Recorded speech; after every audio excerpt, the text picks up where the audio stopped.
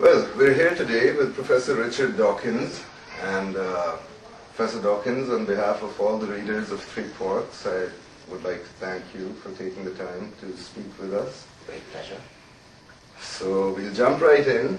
I've jotted down a few questions, and a couple of our readers have also sent in some questions, which we'll get to in a few minutes. The first thing is something that I often wonder about. I studied computer science in the early 80s, and the personal computer had just been invented, although we still did learned our programming on bigger mainframe machines. But me and my other friends in computer science really believed that computers would very quickly become intelligent. The artificial intelligence winter had not quite set in at that time, and expectations were very high. In fact, we believed that in a quarter of a century or something, we would have maybe machines that are as intelligent as humans. That hasn't happened so far, but some people still do believe that one day neuroscience perhaps will crack the structure of the brain in the way that maybe Watson and Crick did with the structure of DNA, that there will be a sudden leap of understanding. What do you think of this idea? Ray Kurzweil has called it the singularity, or there are various ways of putting it. Do you think that might happen, that we understand the algorithmic parallel processing structure of the brain in one quick jump and then are able to replicate that? I shared your optimism around that time, except I never thought it would be that quick, and so to me the operative phrase would be one day rather than in the next 10 or 20 years. I think it was Donald Mickey who had a bet that a computer program would beat a grandmaster at chess, or so, around about that time. Mm-hmm. Chess, of course, is a special case, and chess programs are of grandmaster standard now. But I think the problem Even programs that run on PCs can now play apparently at a grandmaster. I didn't know that. Okay, I didn't realize that. But that doesn't surprise me. I suppose the problem is that chess is a very limited domain of discourse, whereas the human mind operates on an enormously wide, huge chessboard of great variety. And so I think there is a long way to go. I believe I'm kind of committed to a view that it's ultimately going to be possible. I mean, I can't believe there's a fundamental barrier that will stand forever in the way of computer programs having human intelligence, but it may take a very, very long time. But at that point, if machines become actually more intelligent, it will perhaps be, in a sense, we will have created real gods, superior beings. Well, yes, I mean, as opposed to the invented gods we've been creating. I mean, that's a extremely interesting point, and I think that I've actually recently written an article which I called God as Science Fiction. I think the Los Angeles Times changed the title, but I intended it to be God as Science Fiction, or, yes. The point is, if you take Clarke's third law, any sufficiently advanced technology is indistinguishable from magic. Present-day technology would be such that if we were to visit in a time machine medieval peasants, they would treat us as gods. And similarly, if we were to go forward 500 years, we would see the engineers of the future as gods. But I think there is a very, very fundamental difference between the engineers of the future, or indeed the computers of the future. They would seem like gods, but they absolutely would not be gods, because gods have to be of the caliber to create the universe. They might even be of the caliber to create the universe, but they did not create the universe because they came late in the universe. That's the point. That gods were there, if they existed, were there from the start. They created the universe. Mm-hmm. Whereas we, our brains, the brains of the future, the computers of the future, are all late comers in the universe, are all end products, directly or indirectly, of the evolutionary process.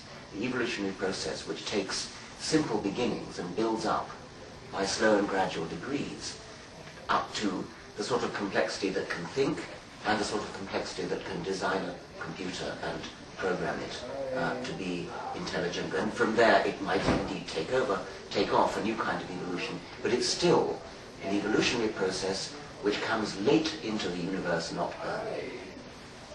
Interesting. Does the idea of machines more intelligent than humans frighten you in any way?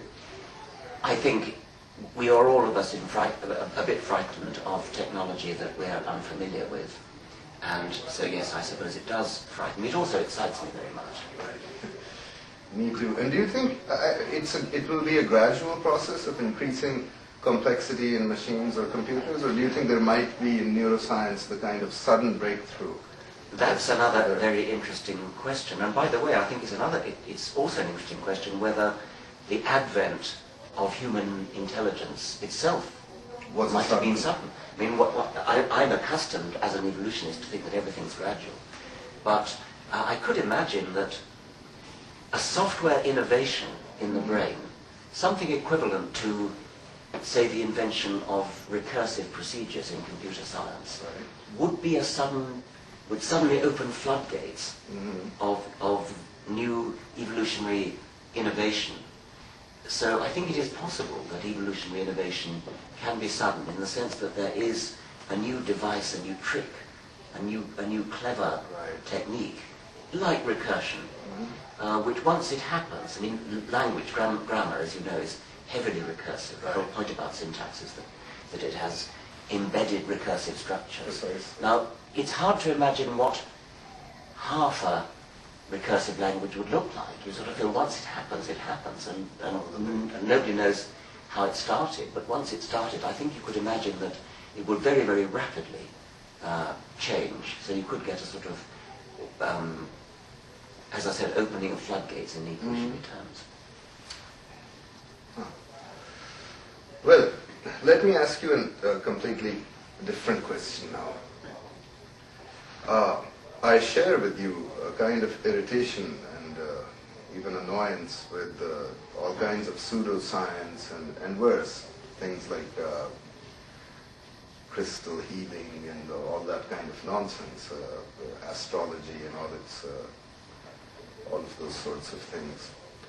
But I was thinking recently that one of the reasons that non-scientists and the lay person, the person on the street,